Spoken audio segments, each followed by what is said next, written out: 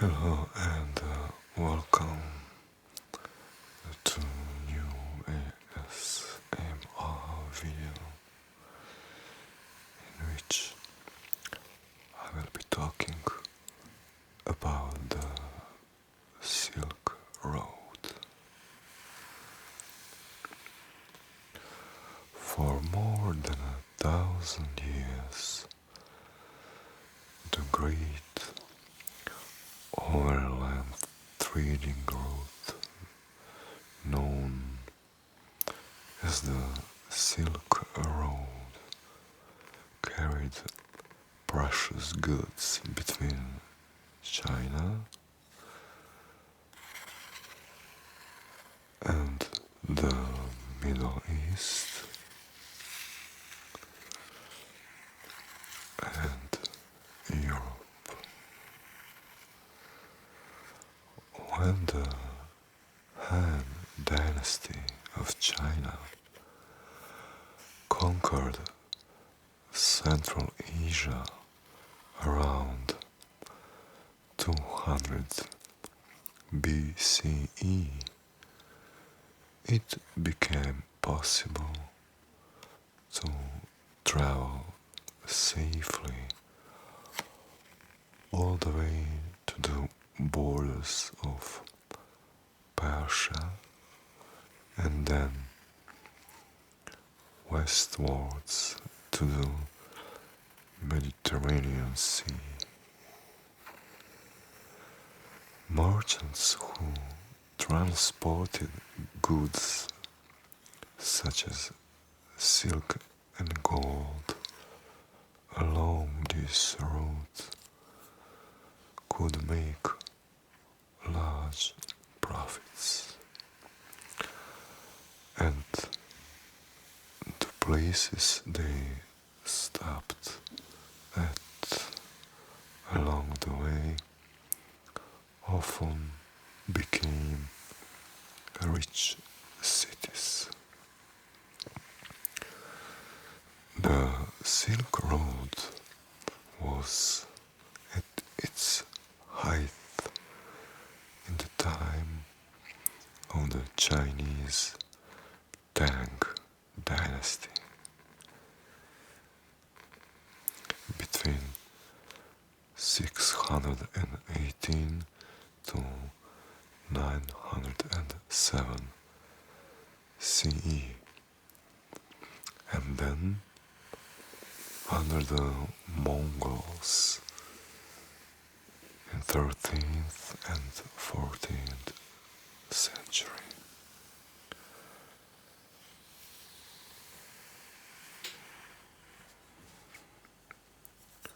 From one side of the Silk Road we have Europe, and here you can see city of Venice, and to the other side we have Beijing in China as the destination or as the source of the Silk Road route.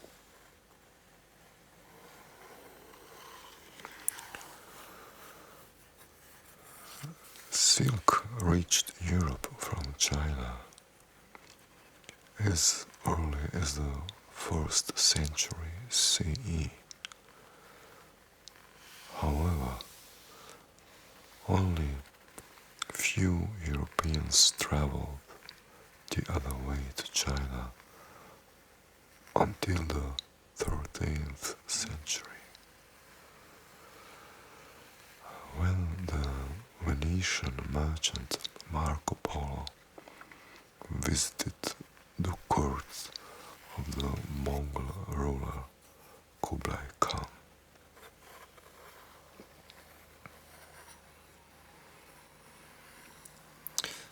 The city of Beijing was the winter capital of the Mongol rulers of China in the 13th century. And it was here that Marco Polo visited the ruler Kublai Khan in 1275. The journey from Venice to Beijing took Marco Polo more than 3 years.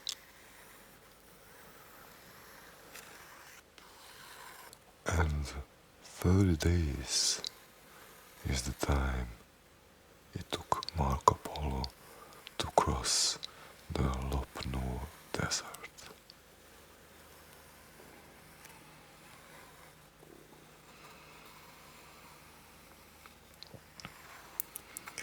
As trade increased along the Silk Road, nomads such as the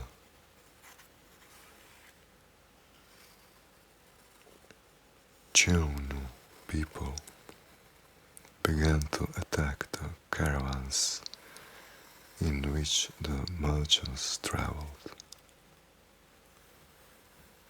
The Chinese were forced to take control to the Central Asian oasis and stationed soldiers there to protect the trade. Some sections of the route travel to perilous landscapes such as aforementioned Lopnur Salt Desert, and groups not carrying enough water faced dying of thirst there. The places where merchants stopped turned into towns, and artistic and religious ideas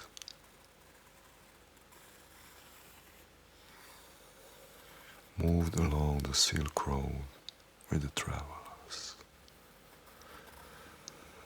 This resulted in a great spreading of ideas, such as the introduction of Buddhism from India into China in the 2nd century CE.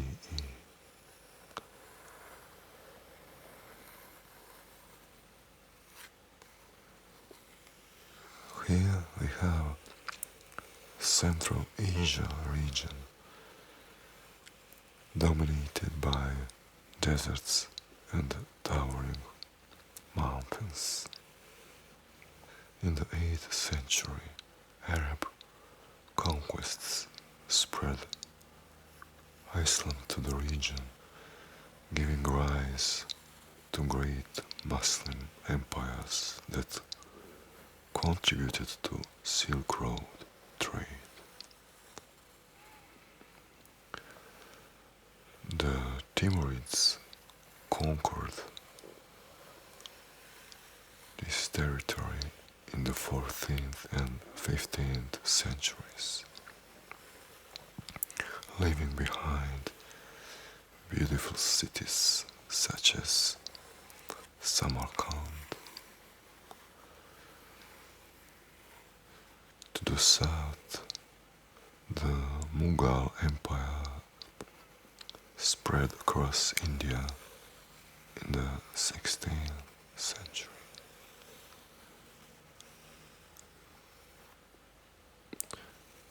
In Lopnur Desert,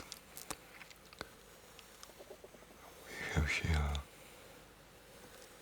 ancient oasis town Kashgar lay at the point where the northern and southern routes of the Silk Road joined.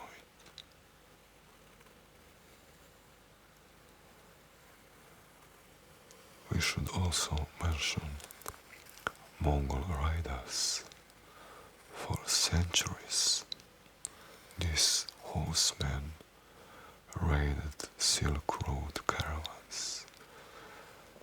In 1206, led by Genghis Khan, they conquered most of Central Asia and northern China, taking control of the Eastern Silk Road. In 1220, 30,000 craftsmen were deported by Genghis Khan to Mongolia after he captured the city of Samarkand.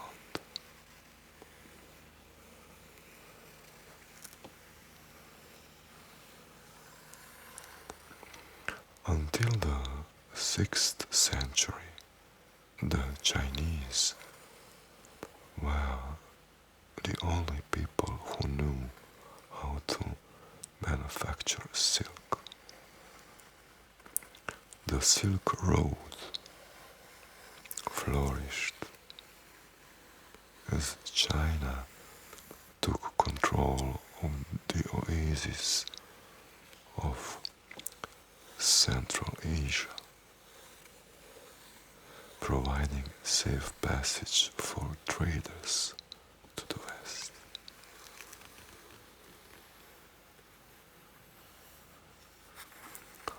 Also, in the 7th century,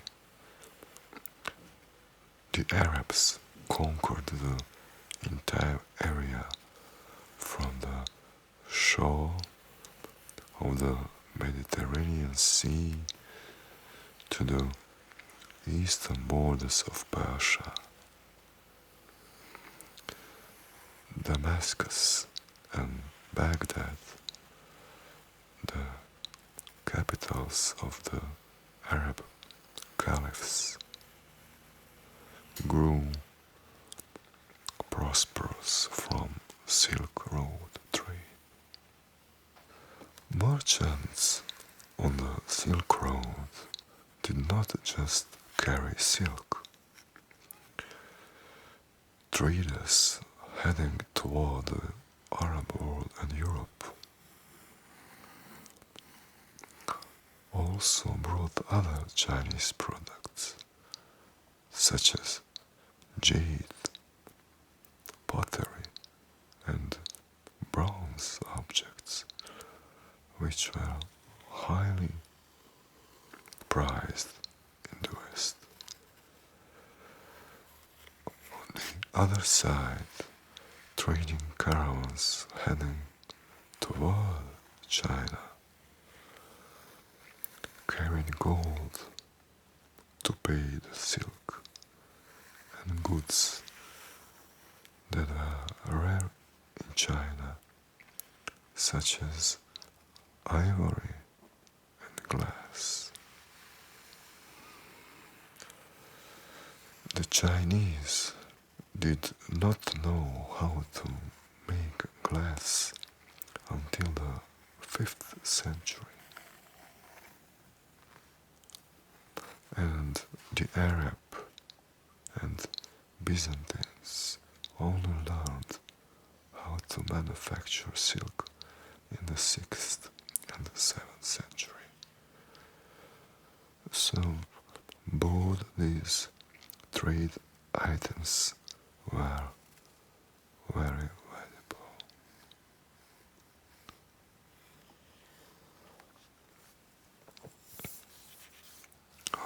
We can see the city of Constantinople on the Silk Road.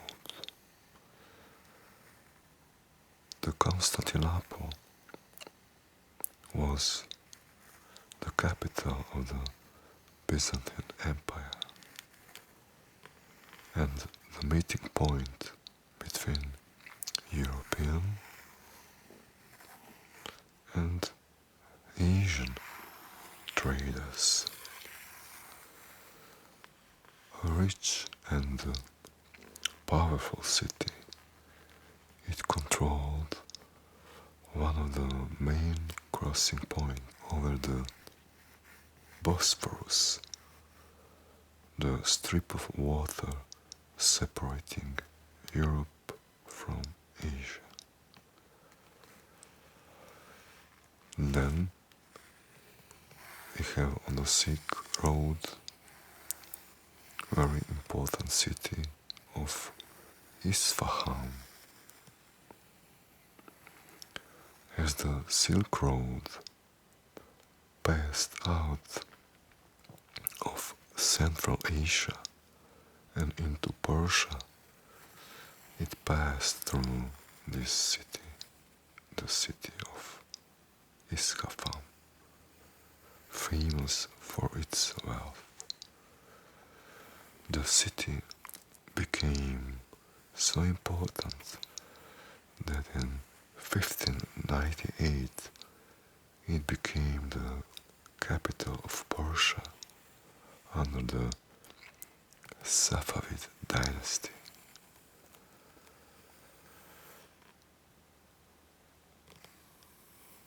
City of Samarkand, also known as Marakanda, was one of the main cities on the northern section of the Silk Road.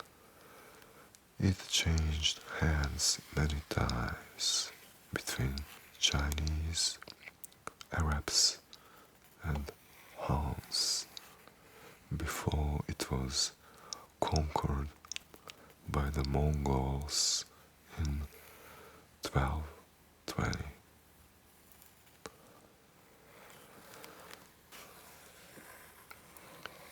Now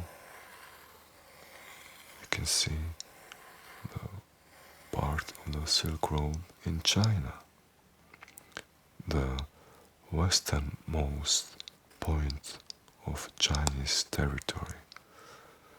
Dunhuang was an important stopping point before travelers set out on the month-long crossing of the Lop Nur Desert.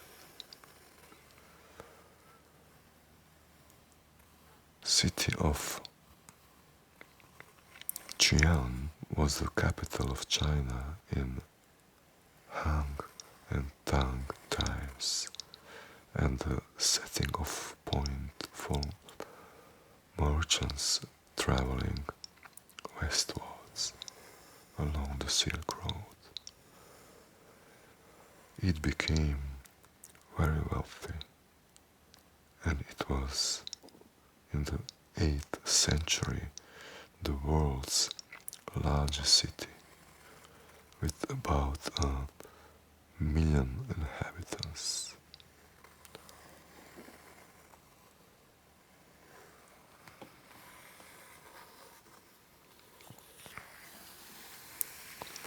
The Silk Road from Venice to Constantinople,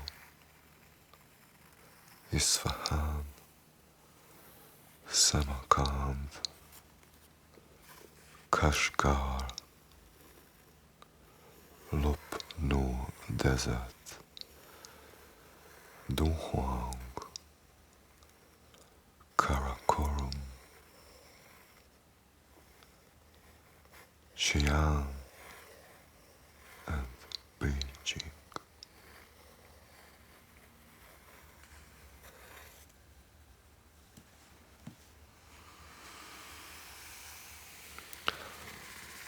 Thank you for your attention. Good night and sleep well.